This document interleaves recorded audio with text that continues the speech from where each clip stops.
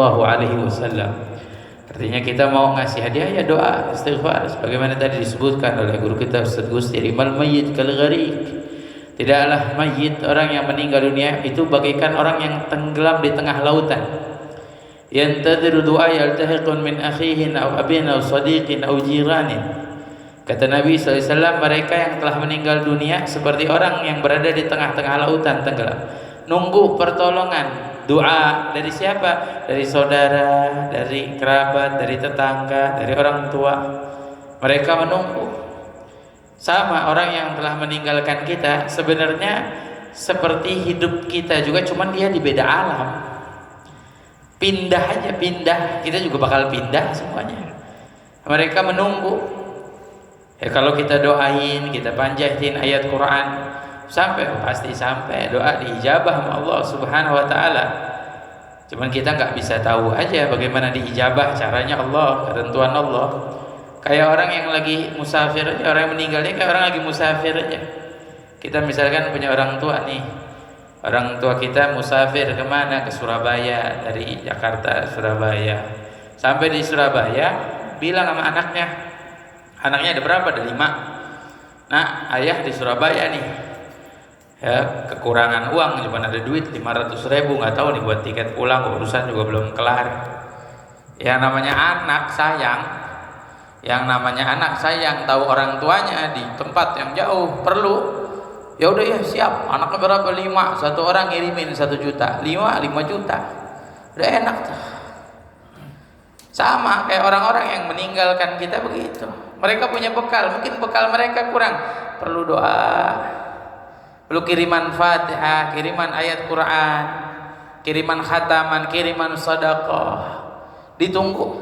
Nah ini masih mending, masih ada bekalnya. Ada lagi yang udah nyampe sono kagak ada bekalnya. Kata ayahnya, mohon maaf nih, kata ayahnya, gak megang duit sama sekali, udah mau pulang kagak tahu. Yuk siap. Wah, anaknya siap semuanya. Ada berapa? Ada 5. Ngirimin sejuta. Alhamdulillah. Nah, ini salah satu dari anak-anak yang soleh. Nah ini masih mending lagi. Ada lagi udah nyampe sono, utangnya banyak. Di hidupnya di dunia amalnya gak ada, dosanya banyak. Nyampe di sono nungguin, ya minta kiriman. Kirimannya, anaknya gak ada anak soleh lagi, tanpa kiriman lagi, ya kasbon dah sama malaikat semuanya. Akhirnya bukan jadi baik, malah jadi nggak baik. Sama kayak kita hidup, bekal kita.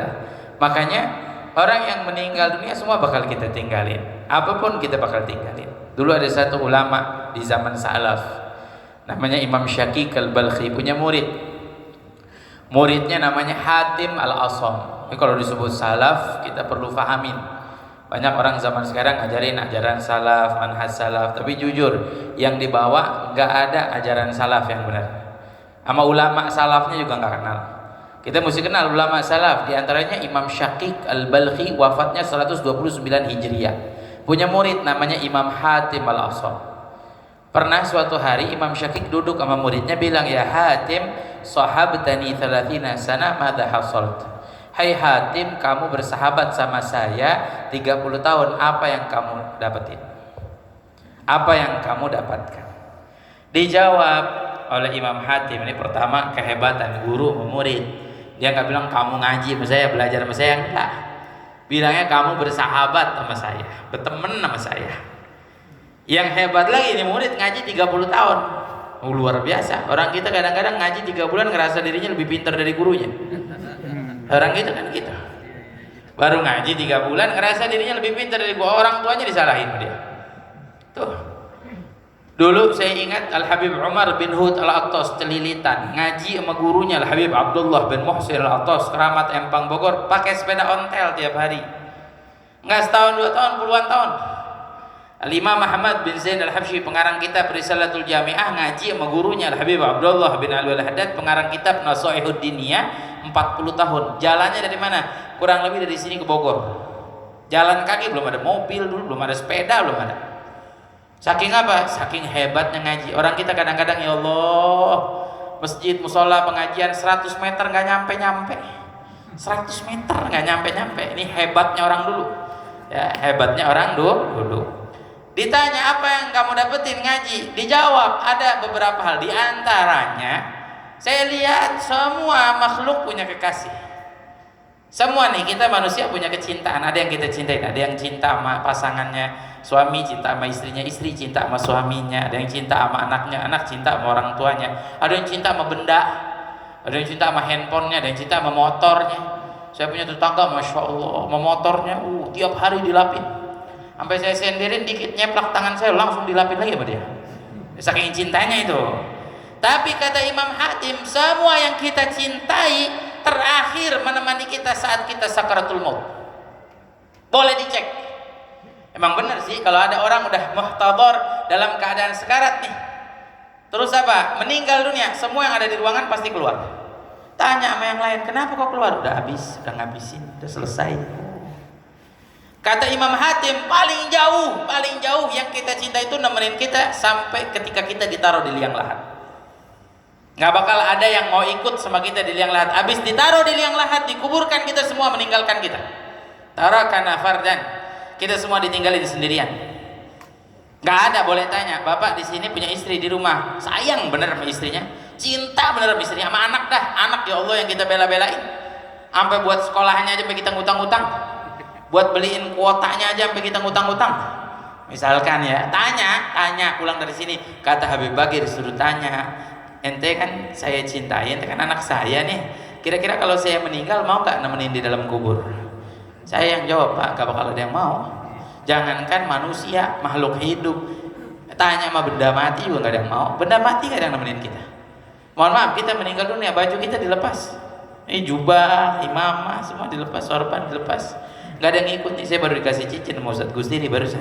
Dia nggak bakal ke bawah ini. Ya Ustadz ya, nggak bakal ke bawah. Cuman alhamdulillah mumpung masih hidup jadi dipakai aja. Berkah, insya Allah dapat sunnah, Ustadz Gusti dapat pahala terus. Alhamdulillah tuh. Nggak bakal kita bawa, semua kita lepas. Baju kita lepas. Apalagi duit, harta. Cuman sekarang aja baju dipakai sambil dikuburin ada tuh. Urusan corona sama baju-bajunya dipakai. Si Paul juga itu. Iya udah kagak beres dah itu. Kacamata enggak kita bawa, enggak ada, saya enggak pernah lihat mayit pakai kacamata, Pak. Saya sering mandiin jenazah, ngelawat, ya enggak pernah ngelihat mayit pakai kacamata, enggak pernah. Ayah saya pakai kacamata dikuburin enggak dibawa kacamatanya. Ada mas saya sampai sekarang. Tuh. Enggak bakal kita bawa, apalagi harta ya Allah, apalagi uang, enggak bakal kita nemenin kita. Ya, enggak ada kain kafan, ada kantong Doraemonnya, enggak ada. Semuanya. Wa tarakana fardan, tadi kata Habib Fahmi, ditinggalin kita dalam kubur ya Allah 1 kali 2 meter. Itu lubangnya kalau udah ditaruh mah depan kita tanah, belakang kita papan. Sempit lagi, kata Imam Suyuti dalam kitab Syarhis Sudur. Imam Suyuti menjelaskan ada hadis Rasulullah, riwayat ta'addud banyak riwayat hadis Rasulullah menyebutkan isinya diantaranya la had yafur min dhammatil qabr, tidak ada satu orang pun bisa lari dari hempitnya kubur. Bukan cuma sempit, dihempit. Makanya dulu Ummul Mukminin Sayyidah Aisyah waktu lihat jenazah anak bayi dibawa, ada jenazah anak bayi dibawa dari masjid mau dikuburin, nangis Sayyidah Aisyah Ummul Mukminin. Ditanya kenapa nangis, ini jenazah anak bayi gak ada dosanya, jangan ditangisin.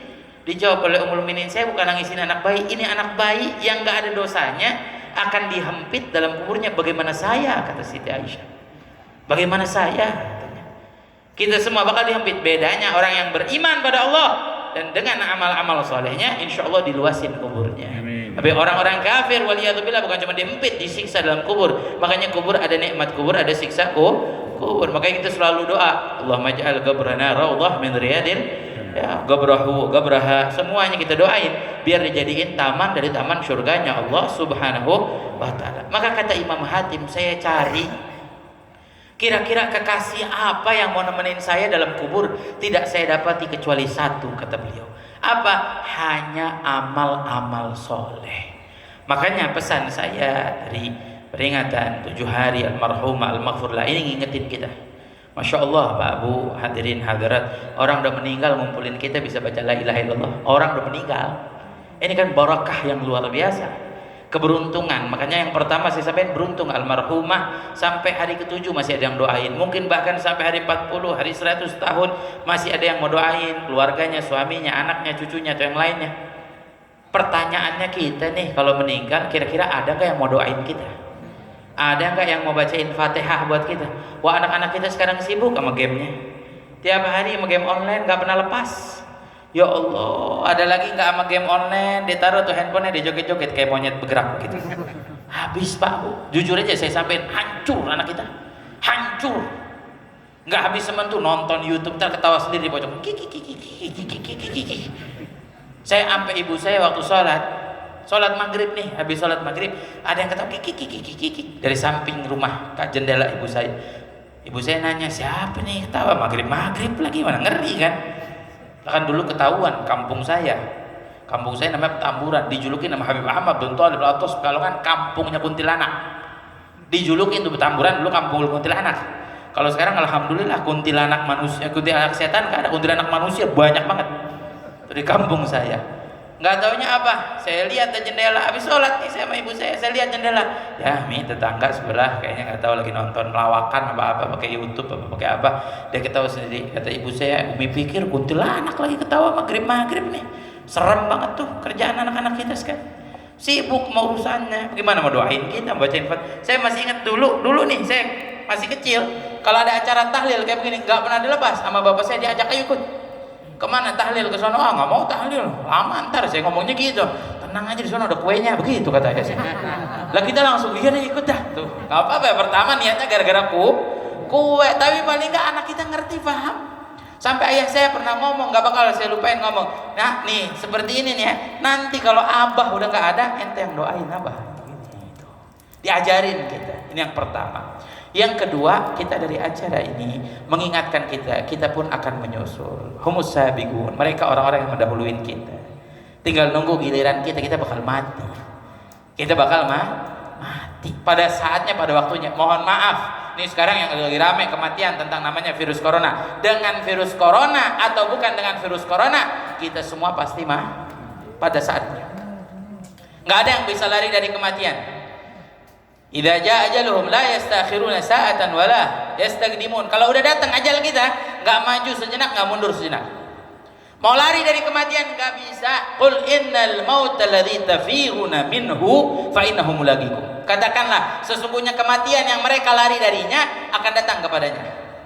Makanya kalau ada orang bilang ini banyak beb yang pada mati, ini gara-gara virus corona. Saya bilang bukan gara-gara virus corona aja. Ini emang udah ajalnya. Wa ma kana li nafsin an tamuta illa bi idznillah kitaban muajjala. Allah yang sebutkan, tidaklah satu jiwa pun mati kecuali dengan ketentuan Allah, itu sudah ditentukan. Jangankan waktu zaman ramainya corona, dari kita masih dalam perut ibu kita udah ditulis sama Allah ajalnya kapan. Semua kita udah dicatat, ditulis sama Allah Subhanahu. Corona sebab kematian macam-macam, yang namanya mati tetap satu. Makanya dulu ada Sayyidina Khalid ibn al-Walid, sahabat Nabi, pahlawan perang, siapa yang gak kenal Sayyidina Khalid ibn al-Walid? Dari sebelum dia masuk Islam udah jago perangnya, sampai dia pernah bilang, ini hadartu mi'atu ma'rakah, saya hadir 100 kali peperangan. An ini atamanna amutu syahidan, saya kepengen mati dalam perang tapi nggak bisa. Kenapa? Karena Sayyidina Khalid ibn al-Walid ini dijulukin nama Rasulullah Saifullah, pedangnya Allah. Nah kalau udah dijulukin pedangnya Allah, kira-kira ada nggak yang mampu mematahkan pedangnya Allah? Meninggalnya di mana? Meninggalnya di atas tempat tidur, bukan dalam perang. Sampai saking hebat perangnya, pernah tameng kepalanya ini jatuh di kandang musuh, masuk ke kandang musuh sendirian. Kenapa dibela-belain sendirian? Nggak minta pasukan nemenin ngawal untuk ngambil tamengnya, enggak. Karena di kepala tamengnya ada 2 helai rambutnya Rasulullah. Dia nggak mau tuh sampai kehilangan. Dan beraninya luar biasa. Meninggalnya di atas tempat tidur. Waktu dimandiin jenazahnya ada bekas 70 tusukan, Pak. Bekas 70 tusukan di dadanya, bukan di belakang. Ini yang menandakan keberaniannya yang luar biasa. Itu bekas 70 tusukan, gak mati-mati, bingung saya. Ada bapak-bapak sok-sokan gak minta tolong sama istrinya motong apel, gak sengaja kebeler tangannya, tetanus, mati. Motong apel doang. Lah bener nggak? Ini 100 kali perang, bayangin. Karena yang menentukan kematian bukan manusia, mohon maaf, bukan dokter, bukan pemimpin, bukan virus, enggak ada. Itu semua sebab. Nah, teringat kita dengan ucapan beliau sebelum meninggal. Sayyidina Khalid tulis syair. Apa beb syairnya? Syairnya in lam yamut bi sayfi falyamut bi ghairihi tanawwa'atil asbabu fal mautu wahid. Apa kata beliau? Saya kalau nggak mati karena pedang, pasti mati karena yang lain. Tanawwa'atil asbab, sebab boleh macam-macam. Ada orang lagi batuk mati ada. Ada lagi tidur tetangga saya habis sholat tarawih nongkrong sama ayah saya. Ngobrol sampai jam 12. Pas jam 12 bilang kita balik dulu ya, ntar sahur kita nongkrong lagi. Masuk ke rumah. Istrinya bangun sahur masak, dengar suara suaminya ngorok. Kata istrinya kesian, capean dia habis nongkrong di luar. Nggak taunya pas dibangunin sahur udah habis, udah nggak ada orangnya. Ada, wanom nisful maut. Tidur juga setengah kemati. Ya ada orang yang tidur bablas, nggak bangun-bangun lagi. Ada yang kecelakaan mati ada. Saya waktu kemarin lepas PSBB. Ya mohon maaf ya, lepas PSBB yang pertama, udah PSBB, sekarang udah PPKM, nggak tahu habis ini PPKN, IPA, IPS, biologi kayaknya, nggak tahu mau diterusin sampai kemana, ngikutin aja. Bukan apa-apa Pak, saya mah kalau disuruh dibilang nggak patuh berkata siapa, nggak patuh, saya ikutin pemerintah, apa katanya pemerintah, suruh pakai masker saya pakai, ngap aja dari tadi jalan dari sana pakai masker, saya bawa 2 nih. Saya bawa 2 bukan nggak patuh, saya hormatin pemerintah. 2 bulan pertama nggak boleh keluar, nggak keluar saya kayak batu dalam rumah. Saya ikutin apa katanya, mau nyampe kapan juga ikut aja. Kan ati Allah wa ati Rasul wa ulul amri. Tapi jangan begini juga. Ya jangan terus-terusan. Ayo dah, jangan lama-lama. Oh penyakit, kalau emang kita sakit kita obatin. Tuh, bukan kita nggak patuh, kita hormat. Apa kata pemerintah? Hayu aja, ikutin. Pertama tuh waktu selepas PSBB saya diundang ke Kalimantan. Syaratnya waktu itu masih rapid. Saya rapid sini di Permata Hijau di rumah sakit. Rapid berangkat. Baru nyampe bandara, masya Allah ada jamaah majelis. Beb nih tiketnya udah selesai. Beb barusan beb di bandara nih subuh-subuh nih ada motor 3 pegawai sini beb pekerja, dia kayaknya kerja di mana.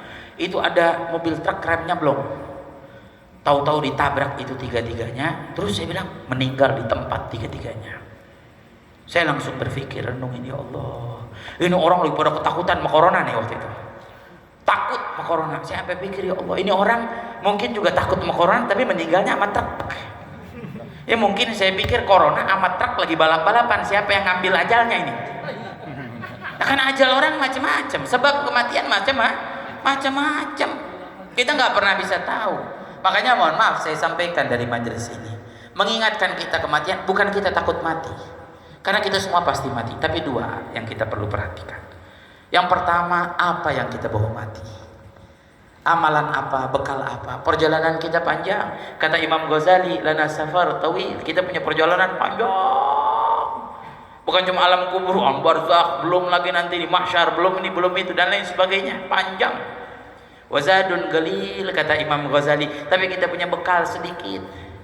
Makanya nih tahun baru Islam ngingetin kita, ayo. Tahun baru ngingetin apa? Yang udah kita lewatin. Apa dari dosa kita minta ampunan Allah, dari amal kita minta diterima Allah. Nah yang kita punya sisa nih, mohon maaf Pak Bu, berapa dari kita umurnya udah dilewatin? 30, 40, 50. Mungkin yang tersisa dari umur kita nggak lebih banyak dari yang udah kita lewatin. Ayo kita persiapin, deketin diri kita sama Allah.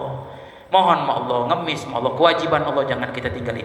Wah pengen keluar dari masalah nih, pandemi, virus, penyakit, ekonomi segala macam, gampang, mudah. Allah udah kasih kunci dalam Al-Quran. Apa? 1 kuncinya, waman yattaqillaha yaj'al lahu makhraja. Siapa yang bertakwa sama Allah, Allah beri jalan keluar. Jadi kuncinya udah kita takwa sama Allah, itu tugas kita. Jalanin perintah Allah, tinggalin larangan Allah. Dan ingat loh, Allah suruhnya takwa dulu baru jalan keluar. Makanya Imam Hasan Al-Basri bilang, kita bakal dapetin jalan keluar dari masalah setelah kita takwa. Allah nggak bilang, siapa yang mau jalan keluar maka bertakwalah kepada Allah. Nggak, siapa yang bertakwa kepada Allah, baru Allah beri jalan keluar. Dimulai takwa dulu. Makanya jangan kita bilang, ya nanti dah nunggu sehat baru saya pengen ibadah. Nanti dah nunggu enakan baru pengen ibadah. Nanti dah nunggu punya baru pengen ibadah. Nanti dah kalau punya rumah baru pengen ibadah. Nanti dah kalau udah nggak ngontrak baru pengen ibadah. Nanti dah kalau udah kamar pakai AC baru pengen tahajud. Ini salah. Ayo kita mulai. Kita bertakwa sama Allah. Nanti semua bakal dikasih sama Allah. Bakal dikasih. Apalagi kalau kita minta, kita mohon sama Allah Subhanahu wa ta'ala. Ini yang pertama. Ayo kita amal soleh, kita tingkatin, kita banyakin. Yang kedua, yang perlu kita khawatir, lagi apa kita mati, sedang apa kita mati. Makanya mohon maaf nih, saya ngambil waktu jadi kepanjangan. Ya, mohon maaf, bukan kenapa-napa. Waktu pertama kali Jumatan dilarang, Jumatan nggak boleh, saya emang temuin ada dalil dari dalam kitab Hasyiah Bijuri disebutin. Kalau bala udah menyeluruh, diperbolehkan orang tidak sholat Jumat diganti dengan sholat duhur. Betul, ada di kitab Hasyiah Bijuri. Cuman kita ini punya ujian dari Allah. Kalau bukan lari sama Allah, mau lari sama siapa? Demi Allah, nggak ada yang bisa nolong kita sekarang. Demi Allah, dokter nggak bisa nolong kita, rumah sakit nggak bisa nolong kita. Wah, jangan anggap masjid kotor loh, tempatnya penyakit. Jangan salah. Berapa banyak orang yang datang ke rumah sakit bukan nemuin kesembuhan, tapi berapa banyak orang yang datang ke masjid dia dapat kesembuhan dari yang Maha Penyembuh Allah. Jangan anggap kotor majelis ilmu, jangan anggap kotor perkumpulan yang mulia, perkumpulan zikir. Bisa jadi yang seperti ini ngangkat penyakit, ngangkat virus, ngangkat musibah, ngangkat bala dari negeri kita. Insya Allah. Saya bilang jangan ditutup, tetap dah sholat Jumat, biar kita minta sama Allah. Jabatan nggak nolongin kita, harta berapa banyak orang yang kaya raya mati dengan coronanya, nggak bakal ada yang nolongin kita. Yang nolongin kita Allah. Alhamdulillah akhirnya boleh sholat Jumat tapi pakai jarak-jarak. Walaupun sampai sekarang belum masuk akal sholat Jumat pakai jarak-jarak. Sholat pakai jarak-jarak nggak masuk akal. Saya khutbah di Kebayoran Lama, Kebayoran Baru sini. Di Kebayoran Baru ada satu masjid, nggak perlu saya sebutin. Khutbah saya naik ke atas mimbar. Pas naik ke atas mimbar saya liatin semua jamaahnya sedikit, masjidnya kecil. Semua saya liatin sholat pada jarak-jarak. Rapi khutbah, sholat Jumat selesai, doa, sholat sunnah, rapi sholat sunnah, belum nengok. Panitia udah bilang, beb, tolong beb, jamaah di belakang pada pengen foto. Saya bilang, iya siap, boleh. Saya pikir 2 orang, 3 orang. Gak tahu pas nengok belakang setengah masjid minta foto. Pas minta foto, semuanya berderet, nggak pakai jarak. Sampai saya godain, ini ngomong-ngomong, mohon maaf pengurus masjid ya, ini ngomong-ngomong corona adanya di foto apa di masjid, apa di sholat? Saya bilang, lah sholat ente pada jarak-jarak, giliran foto ente pada nempel. Lah gimana sih? Nggak masuk akal pak, nggak masuk akal kita, nggak masuk. Jangan bilang saya nggak percaya, corona ada, udah kena duluan saya. Yang begitu udah berapa bulan yang lalu kena yang kayak begitu. Lah kita obatin, kita sembuhin, kita jaga. Lah kalau kena corona kita jangan keluar, betul nggak? Nah, kadang-kadang ada Paul juga kena corona, dia malah keluar. Dia ngomong di hadir kondangan, gue lagi nggak nyium nih. La haula wala quwata illa billah. Pengen getok pakai mic yang kayak begitu ya. Lah kan ini salah tempat yang begini ya. Ya ente sakit, ente istirahat di rumah. Ente sadar ente sakit, ente istirahat di rumah. Jangan keluar, udah tahu nih penyakit. Ya ada, makanya mohon maaf. Bukannya kita ini takut dengan kematian, tapi kita takut kita mati lagi apa.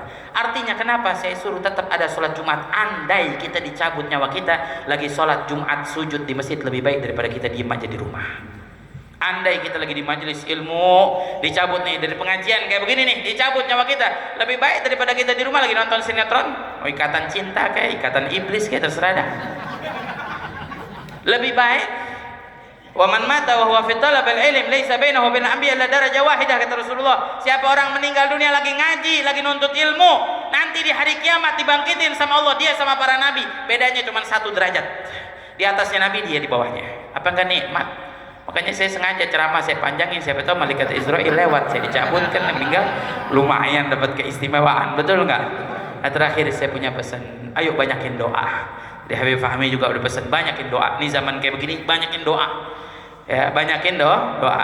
Minta sama Allah, ngeluh sama Allah, ngemis sama Allah. Mohon maaf saya sampaikan, kita mau ngeluh di media sosial, di internet, di Facebook, di Twitter, di Instagram, nggak bakal ada yang denger. Apa masalah kita, penyakit yang kita hadapin, ekonomi yang sulit kita hadapin, nggak bakal didengar.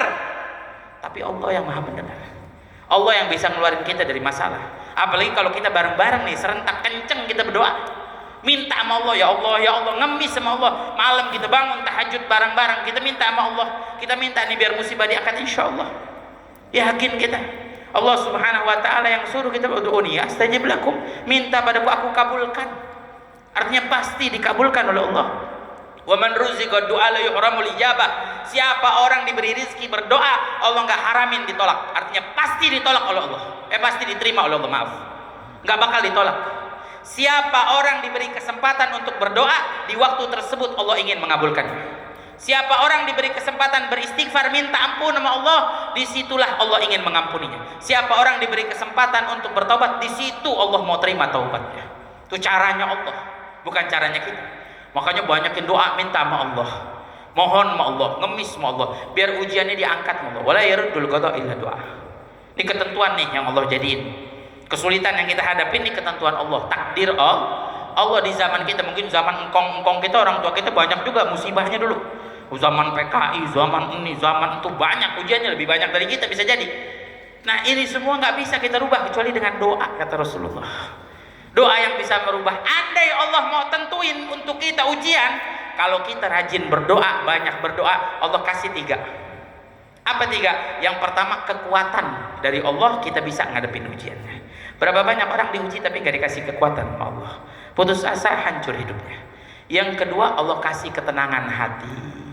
Kalau kita rajin berdoa, minta ya Allah biar jauhin ujian, jauhin musibah, dikasih tenang hati kita, ngadepinnya santai, tenang. Berapa banyak orang yang ngadepin ujian dengan gelisahnya, dia hancur hidupnya. Terus yang ketiga, Allah kasih kesabaran, kita sabar. Ngadepin ujiannya itu sabar. Ini barokah dari doa. Makanya saya ajak semuanya, yuk kita berdoa, kita minta sama Allah Subhanahu wa taala. Jangankan kita, iblis saja minta sama Allah dikabulin, apalagi kita. Dan memang caranya Allah, maunya Allah mau ngabulin sekarang, besok, lusa. Kalau memang ada doa dari orang yang tulus, dicintai oleh Allah tanpa dia sadari, dia sendiri nggak sadar dia dicintai sama Allah, dia tulus minta sama Allah, detik itu juga Allah bisa angkat nih semua musibah, semua ujian, bisa. Lah kalau kita ngerasa ya Allah, ya saya emang nggak pantas doa, datang dah ke orang-orang soleh minta doanya. Kita sering datang kalau bawa anak kita minta doain. Oh jangan dianggap sepele. Walaupun cuma doain anak, walaupun kita cuma bawa air, ada manfaat yang luar biasa. Doa yang hebat dari Allah, nggak akan ditolak oleh Allah Subhanahu wa taala. Siapa yang minta, siapa yang mengemis, siapa yang memohon. Maka ini pesan dari saya, banyakin doa. Sempetin nih kita berdoa. Saya yakin semua yang hadir di sini doanya diijabah oleh Allah. Ini tip satu doa apa? Yuk kita yang kencang doa, minta biar musibah corona ini diangkat sama Allah. Semua kesulitan umat Nabi Muhammad diangkat sama Allah. Malah kalau saya boleh pesan, sempetin sholat hajat. Mau ini malam, mau besok pagi, mau tiap hari didawamin boleh. Dalam hadis idza hammal amr yusalli rakaatain, Nabi SAW kalau ada punya keinginan aja sholat 2 rakaat. Kita banyak nih yang ngeluh, saya hampir tiap hari Pak di media sosial nih, di Instagram, di internet, email pada ngirim, Bib saya lagi sulit, gak dapat kerja, nyari duit susah, mau beli beras gak ada, ngeluh semua orang, susah. Ya, saya sampai ajarin yuk kita sholat hajat 2 rakaat, minta sama Allah. Jangan ragu, Allah yang ngasih kekayaan buat Nabi Sulaiman, masa iya Allah nggak ngasih rezeki buat kita umatnya Nabi Muhammad, umat kekasihnya. Nggak mustahil bagi Allah Subhanahu wa taala ngasih kekayaan buat kita umatnya Nabi Muhammad SAW. Salat hajat niatnya usolli sunnatul hajah rakaataini lillahi ta'ala. Rakaat pertama habis baca Al-Fatihah, baca ayat kursi. Rakaat kedua habis baca Al-Fatihah, baca akhir surat Al-Baqarah, lillahi ma fis samawati wa ma fil ardh. Terus apa? Sujud terakhir sebelum tasyahud kita tambahin doanya. Habis baca subhana rabbiyal a'la wa bihamdi, kita baca subhanallah walhamdulillah wa la ilaha illallah wallahu akbar. Namanya al-baqiyatus shalihat.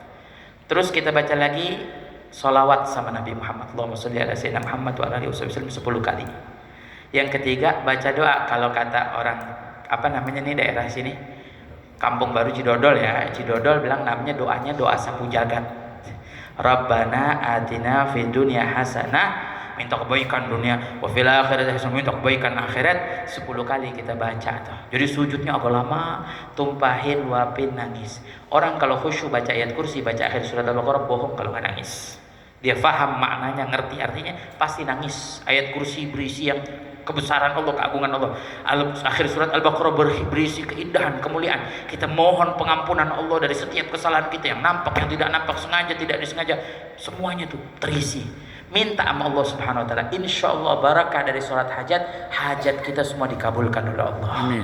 Keinginan kita dikabulkan. Kalau orang tua kita semua nih jamaah hadirin ngelaksanain, saya titip satu hajat terbesar umat Nabi Muhammad biar musibah ini diangkat oleh Allah. Amin. Kita semua diberikan kedamaian, ketenangan dalam perlindungan Allah Subhanahu wa taala. Terakhir kita doain semua keluarga Sahibul Bait, Haji Firdaus, keluarga besarnya, keluarga besar almarhumah Alfiah Firdaus. Allah Subhanahu wa taala beri panjang umur, sehat afiat, dan juga almarhumah Allah angkat derajatnya, diampuni segala kesalahannya. Ya Allah jadikan kuburnya taman syurganya Allah. Kumpulin di syurga bersama kekasihnya dan pemimpinnya dan nabinya yaitu Rasulullah sallallahu alaihi wasallam. Amin ya Allah ya rabbal alamin. Mungkin omongan saya sekarang belum kepake ya, bapak-bapak, anak muda hidupnya pada senang-senang, apalagi yang muda-muda hidupnya masih pada senang. Yang tadi surat hajat nih, omongan saya mungkin sekarang nggak kepake.